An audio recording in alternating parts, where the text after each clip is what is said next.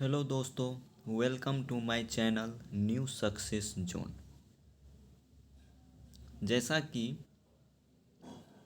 आगामी दिनों में बीपीएससी, बिहार दरोगा मेंस, एनटीपीसी सीबीटी 2, फायरमैन और ग्रुप डी का पेपर होने वाला है और ख़ास करके साइंस के पेपर से अच्छे खासे सवाल पूछे जाते हैं।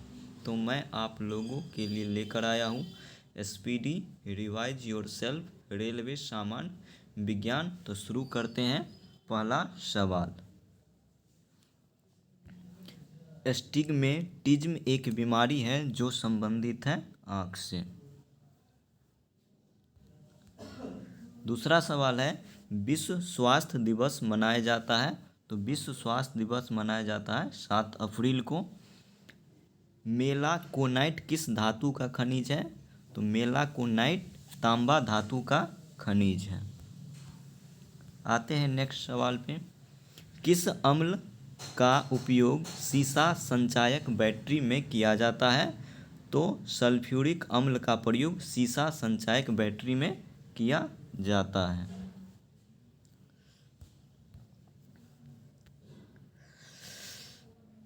मनुष्य के शरीर में कितना लीटर रुधिर रहता है? तो मनुष्य के शरीर में 5 से 6 लीटर ब्लड रहता है।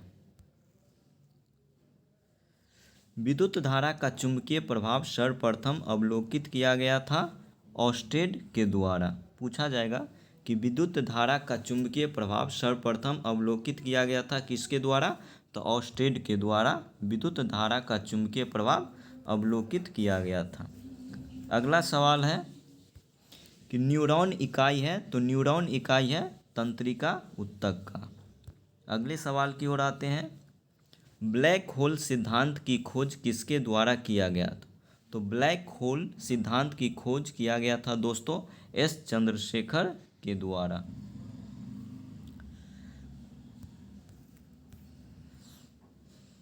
शरीर में हीमोग्लोबिन का कार्य है ऑक्सीजन का परिवहन करना। अगले सवाल की ओर आते हैं। रेडियोधर्मी तत्व जिसका भारत में विशाल भंडार पाया जाता है वह है हमारा थोरियम।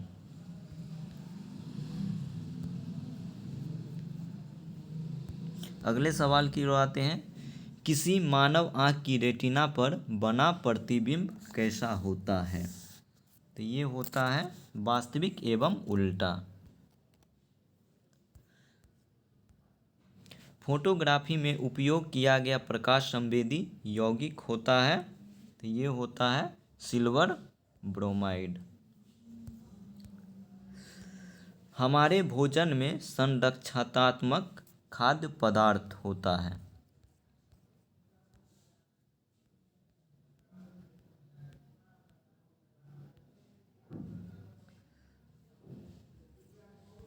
ये होता है विटामिन एवं खनिज। अगले सवाल की ओर आते हैं। 1 ग्राम वाले पदार्थ का तापमान 1 डिग्री सी बदलने के लिए आवश्यक ऊष्मा की मात्रा को क्या कहते हैं? तो 1 ग्राम वाले पदार्थ का तापमान 1 डिग्री सी बदलने के लिए आवश्यक ऊष्मा की मात्रा को कहते हैं विशिष्ट ऊष्मा। अगले सवाल की ओर आते हैं। पीतल किसका मिश्रण होता है? तो पीतल मिश्रण होता है तांबा और जस्ता का। अगले सवाल की ओर आते हैं। टंका या सोल्डर जिसका मिश्रण होता है वो होता है सीसा और टीन का। अगले सवाल की ओर आते हैं। सोडा वाटर बनाने के लिए कौन सी गैस प्रयुक्त की जाती है? तो सोडा वाटर बनाने के लिए कार्बन डाइऑक्साइड गैस का प्रयोग किया जाता है। वह उपकरण जो विद्युत ऊर्जा को यांत्रिक ऊर्जा में बदलता है वह होता है विद्युत मोटर। गतिज ऊर्जा का अभिव्यंजक होता है ½mv²। प्रतिध्वनि किस कारण सुनी जाती है? तो प्रतिध्वनि सुनी जाती है ध्वनि तरंगों का परावर्तन। पूछा जाएगा कि प्रतिध्वनि किस कारण सुनी जाती है? तो ध्वनि तरंगों का परावर्तन। पानी से भरे एक बर्तन में बर्फ का एक टुकड़ा तैर रहा है। पूरी बर्फ के पिघलने पर बर्फ का जल स्तर क्या रहेगा? तो पूरी बर्फ के पिघलने पर बर्फ का स्तर क्या, बर्तन का स्तर अपरिवर्तित रहेगा। अगले सवाल की ओर आते हैं। दो समांतर दर्पण के बीच धातु के एक गोले को रखा जाता है, इससे बने प्रतिबिंब की संख्या कितनी होगी?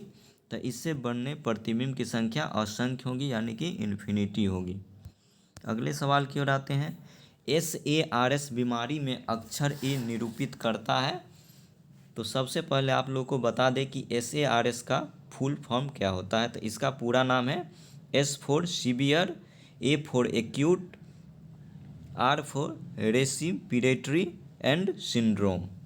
तो यहाँ पूछा जा रहा है कि ए किसको निरूपित करता है? तो ए निरूपित करता है एक्यूट को, ACUTE। अगले सवाल की ओर आते हैं। डिप्थेरिया बीमारी प्रभावित करती है किसको? तो ये प्रभावित करती है गला को।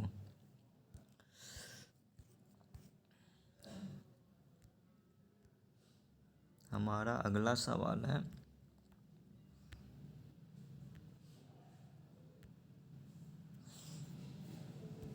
सरल यांत्रिक लाभ वाले लीवर में होता है। पूछा जा रहा है कि सरल यांत्रिक लाभ वाले लीवर में क्या होता है? तो प्रयास और फल क्रम के बीच भार होता है। प्रयास एवं फल क्रम के बीच भार होता है। जब लिफ्ट ऊपर की ओर जाती है तो आदमी का भार वास्तविक भार से कम होता है, क्योंकि उसकी चाल ऊपर की ओर समरूप होती है। अगला सवाल है, निम्न में से कौन से रंग का तरंगदैर्घ्य यानी कि वेवलेंथ सबसे अधिक होता है? तो ये दोस्तों सभी को पता होता है कि सबसे ज़्यादा तरंगदैर्घ्य लाल रंग का होता है। मैक्सिमम स्टूडेंट को ये पता होता है।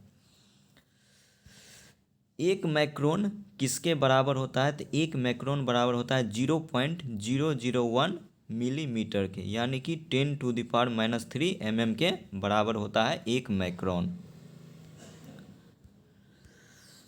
सभी गैस शून्य आयतन प्राप्त करते हैं जब तापक्रम घटाया जाता है -273°C। अगला सवाल है, एसिड यानी कि अम्ल बदलता है नीले लिटमस को लाल में। चीनी के घोल में तापक्रम बढ़ाने पर चीनी की विलेयता क्या हो जाएगी? पूछा जा रहा है कि चीनी के घोल में तापक्रम बढ़ाने पर चीनी की विलेयता क्या होगी? तो चीनी की विलेयता बढ़ जाती है।